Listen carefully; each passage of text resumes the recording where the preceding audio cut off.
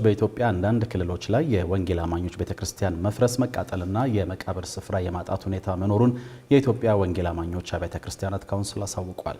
ካውንስሉ ዛሬ ባደረገው 5ኛ መደበኛ ጠቅላላ ጉባኤ የግንባታ ፍቃድ የማጣትና ዓመታዊ በዓላትን በአደባባይ ለማክበር ፍቃድ ያለማግኘት ችግር መኖሩን ገልጿል።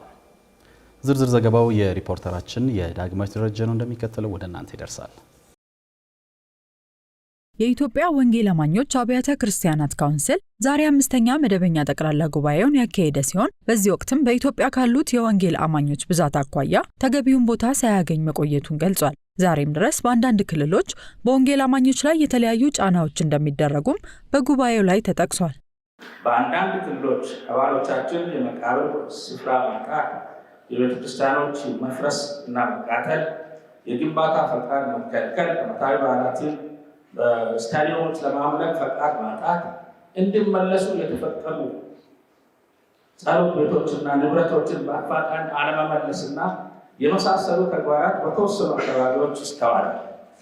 በመሆኑም በእነዚህ ጉዳዮች ከሚመለከታቸው መንግስታዊ አካላት ጋር ውይይት የሚፈልጉ በመሆናቸው የወንጌል አማኙ ማህበረሰብ እንደ ማንኛውም የሀገሪቱ ዜጋ በመላ ሀገሪቱ እምነቱን በነፃነት ማካሄድ እንዲቻል ጠንካራና ሰላማዊ ስራዎች መስራትና በአዋጁ የተሰጠውን የእምነት ነፃነትና መብት የማስከበር ስራ ተጠናክሮ መቀጠል ይኖርበታል።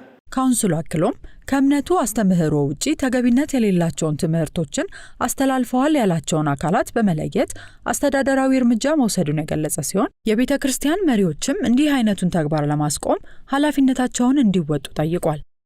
በስነ ምግባር መመሪያው መሰረት ከካውንስሉ አዕማደ እምነት ውጭ የሚንቀሳቀሱ አካላት ላይ አስተዳደራዊ እርምጃዎች የተወሰደ ሲሆን አባል ቤተ እምነቶችና ህብረቶች አባሎቻችሁ ለስህተት ትምህርቶችና ልምምዶች እንዲሁም ለስነ ምግባር ጉድለቶች እንዳይጋለጡ፣ ለውዝግብና ለጭቅጭቅ በሮች እንዳይከፈቱ በውስጥ ተደራጅታችሁ አስፈላጊውን ምክርና ጥበቃ እንድታደርጉላቸው ማሳሰብ በጣም አስፈላጊ ነው።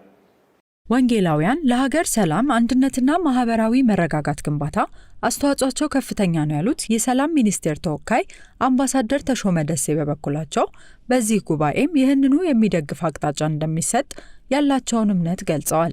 በዛሬው ዕለት በደመቀ ሁኔታ የተጀመረው ጉባኤ በመካከላችሁ መግባባትን የሚያጠናክር በመንግስትና በሃይማኖት ተቋማት መካከል ያለውን ትብብር የሚያጎለብት በሀገራችን ሰላም፣ አንድነት፣ ማህበራዊ መረጋጋት እና ሰብአዊ እሴቶች ላይ የራሱን አዎንታዊ ተጽዕኖ የሚያሳርፍ በተለይም ወንጌላውያን ማህበረሰብ በሰላም ግንባታ፣ በስነ ምግባር፣ በማህበራዊ ድጋፍ እና በልማት ስራዎች የሚያደርጉትን አስተዋጽኦ የሚያጎለብቱ አቅጣጫዎችን እንደሚያስቀምጥ እተማመናለሁ።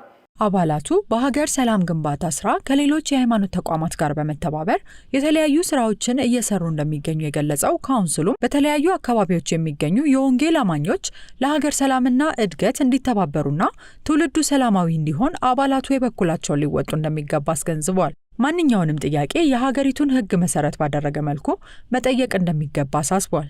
በሀገር የሰላም እሴት ግንባታ ዙሪያ የካውንስሉ አባላት ባሉባቸው ቦታዎች ሁሉ የሰላም አምባሳደር በመሆን ሁከት ቀስቃሽ ችግሮችን ከመፍጠር በመታቀብ ከሌሎች ጋር በሰላም በመተባበርና በአብሮነት መንፈስ ማንኛውንም ጥያቄዎቻችንን የሀገሪቱን ሕጎች መሰረት አድርጎ በመጠየቅ በየቦታው የተደረጉ ሰላማዊ ጥረቶችን እያበረታታን ወደፊትም ቢሆን በሀገር ውስጥና በመላው ዓለም የምትገኙ የካውንስሉ አባል ቤተ እምነቶች ለሀገር ሰላምና ልማት ቅድሚያ በመስጠት በሰላም እሴት ግንባታ ላይ እና የልማት ስራዎች ላይ ቀዳሚ ሚናችሁን እንድትወጡ አሁንም ጥሪያችንን እናስተላልፋለን። ካውንስሉ ዛሬ መደበኛ ጠቅላላ ጉባኤውን ሲጀምር ከጠቅላይ ጸሐፊው የቀረበ የ5 ዓመት የሥራ ሪፖርትን ያደመጠ ሲሆን የቀጣይ 5 ዓመት ስልታዊ እቅድ ላይ መክሯል።